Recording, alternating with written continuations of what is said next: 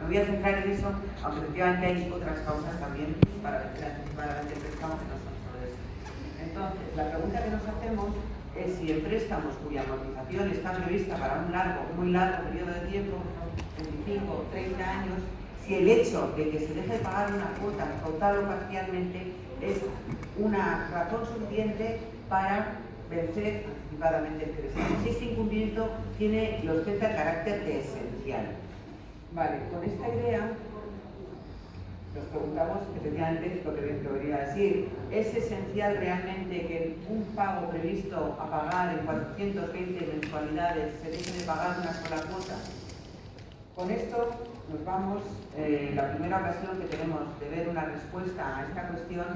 está en la sentencia del caso ACIR de 15 de marzo del 2013. El juez Seijo planteó una cuestión prejudicial al Tribunal de Justicia de la Unión Europea para preguntarle si en concreto, cuando él se encontraba en una ejecución hipotecaria, se veía impedido de poder paralizar esa ejecución para en un ordinario deducir o aclarar si efectivamente existían o no cláusulas abusivas en el contrato. No estaba previsto en la ley hipotecaria la posibilidad de oponer cláusulas abusivas en un contrato de préstamo. Y esta sentencia que cambia un hito en la historia de los procedimientos de ejecución hipotecaria del Estado español y modificó también muchos artículos de la Ley de Enjuiciamiento Civil, ya en su apartado 73 nos dice que lo que se ha de analizar al analizar una cláusula, con este caso concreto de movimiento anticipado, está en su redacción, en su contenido, ver las facultades que la entidad se ha otorgado para sí a la hora de incorporar esa cláusula en el contrato de préstamo. Por lo tanto, si analizamos si una cláusula como la del vencimiento anticipado que prevé el impago por una sola cuota de resolver el contrato, acudir a una ejecución hipotecaria que termina con una subasta y el desalojo de la vivienda, tenemos que analizar si esa cláusula que prevé ese vencimiento es o no esencial. Y la pregunta que nos hacemos es la que nos hemos hecho, efectivamente, si un solo impago puede llevar a considerar que ha existido un incumplimiento esencial. Con esta idea, que ya apartado 73 de aquella sentencia aquí ya empieza a dejar bastante claro, sin embargo nos encontramos con la situación de que muchos jueces y tribunales lo que hacen es analizar conductas. Es decir, vienen a ver cuántas cuotas hay impagadas, cuánto tiempo ha tardado realmente la entidad en iniciar una ejecución hipotecaria, porque a lo mejor lo ha hecho cuando habían pasado 6, 7, 8 cuotas impagadas. Entonces, lo que nosotros venimos a decir ahí es que el análisis que se ha de hacer no está en la conducta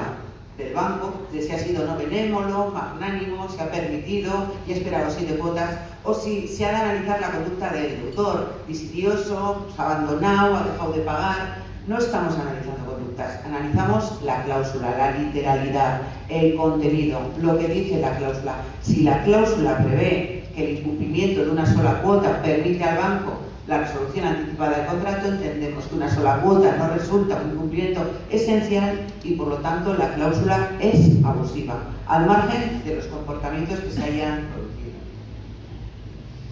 Así tenemos, ratificando ya lo que viene a decir la sentencia del caso ACIR de marzo de 2013, se han ido produciendo otras resoluciones en el Tribunal de Justicia de la Unión Europea, como es el auto del 11 de junio del 2015 o el del 14 de julio del 2015, que vienen a reforzar esa idea, donde efectivamente el análisis que se ha de llevar a cabo ha de ser el de la cláusula y que es un hecho irrelevante las cuotas impagadas que se hayan producido en el préstamo. Seguimos avanzando en el tiempo y nos encontramos con que el Tribunal Supremo, en su sentencia del 23 de diciembre del 2015 y tras el dictado de los 2 autos que os acabamos de comentar, nos dice que efectivamente la cláusula de vencimiento anticipado, tal y como está redactada en la mayor parte de los contratos, previendo el vencimiento por un solo impago, es abusiva. No obstante, el Tribunal Supremo, y en esa ocasión, hace lo que se llama un obiter dicta, es decir, hace un comentario totalmente ajeno a la norma, en el sentido de señalar que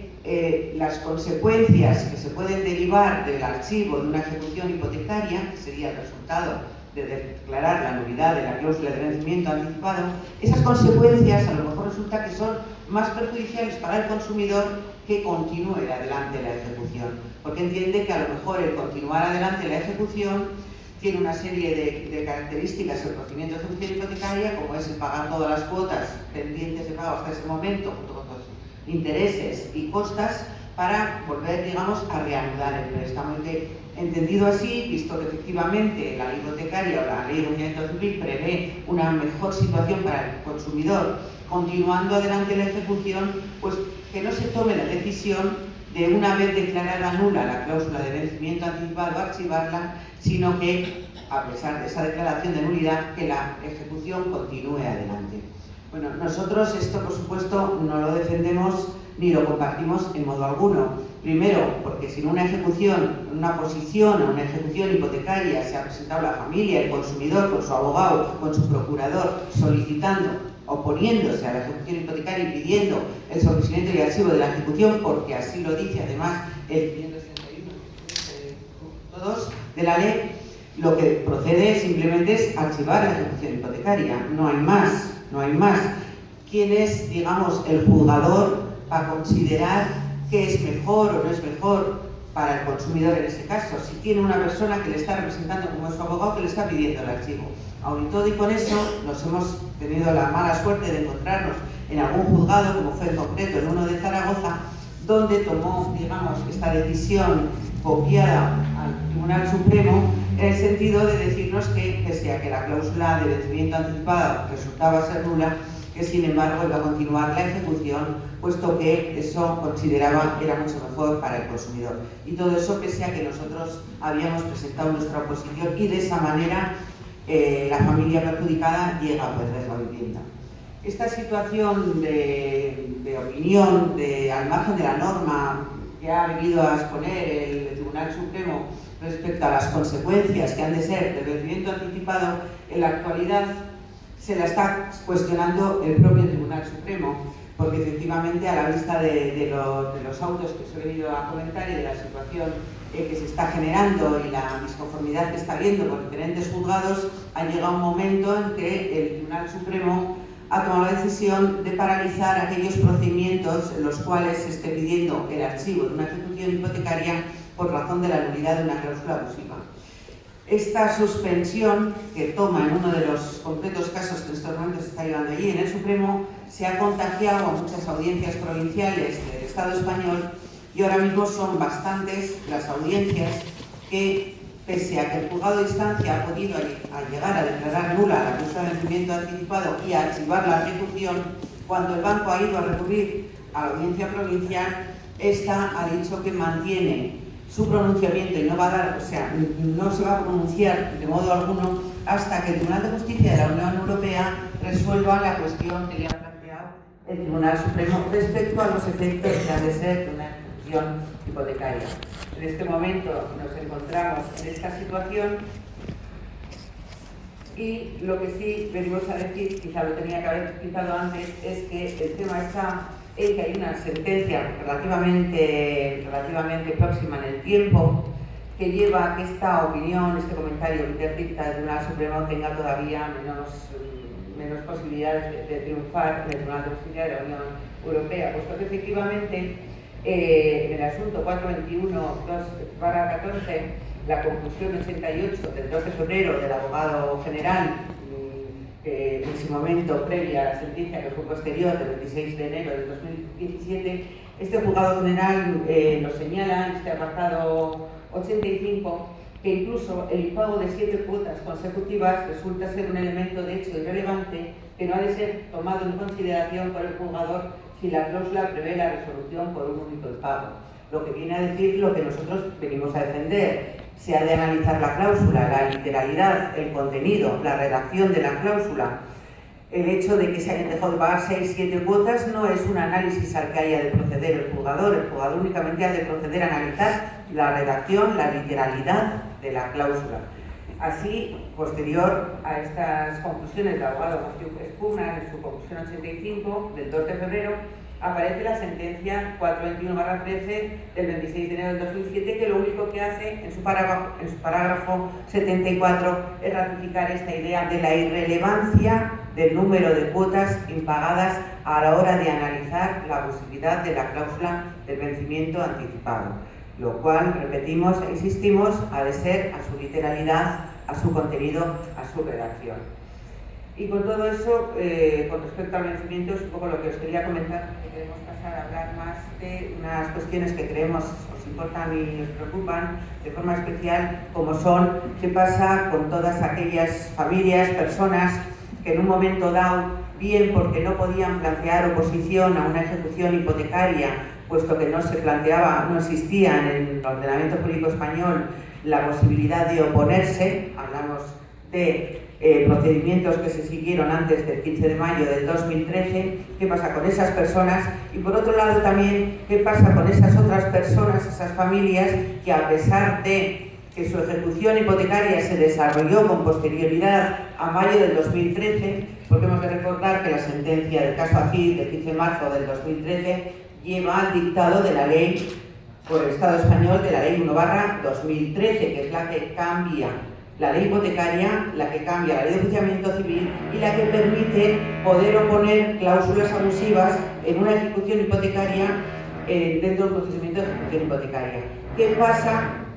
con todas aquellas personas que, aun estando la ley 1/2013 ya publicada, estando ya en vigor, habiendo tenido incluso la posibilidad de haberse opuesto por cláusulas abusivas en aquella ejecución hipotecaria, no lo hicieron? Pues bien, porque no tuvieron medios, porque no tuvieron recursos, porque no tuvieron conocimiento y por las circunstancias que fueran. Entonces, hay dos situaciones diferentes de analizar: si fue una ejecución hipotecaria producida antes de la reforma de la ley 1/2013 o si la ejecución hipotecaria se produjo con posterioridad a la ley 1/2013. Por todo ello, pues Mari ahora nos va a explicar un poco las dos opciones que nosotros utilizamos ante esas dos distintas situaciones. Bueno, pues esto que vamos a hablar ahora no era idea nuestra hablarlo aquí. Traíamos otros temas de cláusulas, pero a la vista de que, bueno, el foro es un foro especial, un poco social, y a la vista de que se ha mencionado a Julián Copó y que aquí hay una inquietud por el rescate, pues hemos decidido quitar unas cosas y poner otras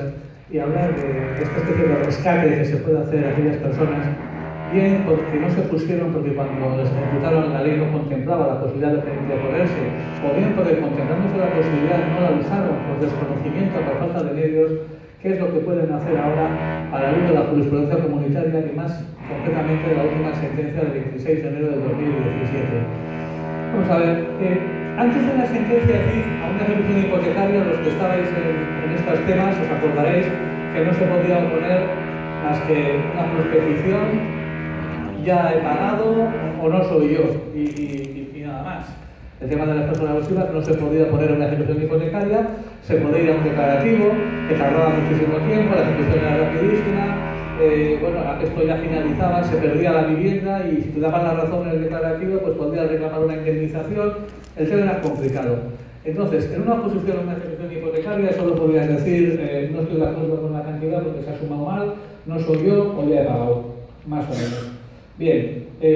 nosotros teníamos ejecuciones hipotecarias en el año 2012, no sabíamos qué hacer en las plataformas, íbamos a los juzgados y sacábamos a Julián Copó, que ha nombrado una compañera antes, porque había hecho un dictamen donde ya venía a anunciar que el Tribunal de Justicia se iba a pronunciar sobre este tema, y que iba a decir que se tenía que cambiar la ley española para poder contemplar la posibilidad de que un ejecutado pudiera oponer cláusulas abusivas en la ejecución, porque es que si no podía hacerlo, el tema era que el banco hacía los cálculos con arreglo a todos los abusos del contrato, que metía intereses de demora brutales, que metía unas costas brutales y la deuda se disparaba a unas cantidades brutales que hacían que, aun entregando la vivienda, te quedaba un resto de deuda absolutamente imposible de pagar, que te llevó a ficheros morosos que te convertían en un estudio social, aparte de tener una deuda de por vida. Bueno, pues íbamos al juzgado y decimos: señoría, es que, mire, hay unas conclusiones de la abogada Copó, esto en breve saldrá, ¿por qué no suspende usted esto un poco? Porque está a punto de salir una sentencia europea que nos va a obligar a cambiar y tal. Y los jueces absolutamente impasibles decían: bueno, esto no, la ley no contempla este motivo de oposición, cuando salga esa sentencia ya veremos, y mientras tanto adelante con la ejecución. Y así fueron una tras otra, cientos de miles. Por fin viene la sentencia CID, 14 de marzo del 2013, donde se le pide al Reino de España que cambie la norma y que permita que haya oposición por cláusulas abusivas en una ejecución hipotecaria. Y así el artículo 695.1 de la Ley de Procedimiento Civil contempla un cuarto apartado que dice que podrás oponer cláusulas abusivas. No cualquiera, pero por lo menos las que fundamentan la ejecución, que sería la del vencimiento anticipado, que ha dicho Maite, o las que determinan la cantidad donde entraría el interés de demora, podría entrar el IRPH también, ¿por qué no? Porque ellos están reclamando con un interés que podemos discutir si es abusivo o no. Y esto es la novedad que abre la sentencia civil. El legislador español, siempre tan rácano, pues hace los cambios mínimos que domina Europa y además con un descaro que causa vergüenza, porque el cambio inicial que hace es permitir que un consumidor pueda oponer oposición de cláusulas abusivas en un plazo de 10 días. Bueno, 10 días es un plazo muy pequeño, porque cuando reciben el coche famoso del juzgado no saben lo que es, no saben a qué preguntar, para cuando encuentran un amigo que le dice que vaya a la plataforma de afectados, pues pasan unos días, la plataforma se reúne los jueves, actualmente es viernes, se quiere quedar 5 días, podrían pasar los 10 días, no hay posibilidad de oponerse, se acabó. Aparece el asunto. Bueno, primera pega, ¿por qué le pones 10 días y no le pones 30? Si con una multa de tráfico das 30 días para perder una casa sobre 10, parece que lo que quieres es que no puedo poner, de verdad, estás buscando a ver cómo me das 10 días para que todos los demás me dejen en paz y el asunto no siga. La segunda cuestión que recoge es que contra el auto que resuelva sobre esa oposición por cláusulas abusivas, el banco podrá apelar si no le es satisfactorio, pero el consumidor no. Joder, es que esto causa tal descaro que el propio Tribunal de Justicia tiene que volver a pronunciarse diciendo a España que sí, que el profesional ejecutante puede apelar el auto. Hombre, pues también podrá hacerlo el consumidor ejecutado, ¿verdad? Y entonces se vuelve a cambiar la norma española, porque Europa, gracias a Dios que está Europa,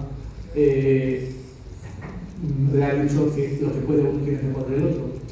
Una tercera modificación que hay es que se permite que a aquellas personas que ya están en el procedimiento de ejecución hipotecaria y que cuando arrancó no se contemplaba esta posibilidad, lo puedan hacer en ese momento, para lo cual están un mes. Tienen un mes para poder hacerlo. Y aquellos que ya han sido, los que ya están en ello lo pueden oponer, y los que ya han sido ejecutados pero todavía están en su casa, no han sido lanzados, tienen un mes para hacerlo. ¿Y qué pasa con los que ya no están en casa? Los que ya lo han perdido todo en procedimientos de ejecución hipotecaria que nunca debieron ocurrir si el Pleno de España llega a estar más avispado en cambiar la ley de procedimiento civil, porque teníamos una directiva desde el año 98, una directiva de consumidores, pero era como un palo en la pared, porque no sabemos qué hacer con él. Porque claro, en las ejecuciones hipotecarias no se pueden invocar cláusulas abusivas. ¿Para qué sirve la directiva? Bueno, hay un declarativo, pero solo para el declarativo, en la ejecución no valía para nada. Bueno, pues entonces tenemos un problema con la gente que no se pudo oponer porque la ley no contempla la posibilidad de que se puedan oponer los que ya habían sido lanzados entonces. Bien, entonces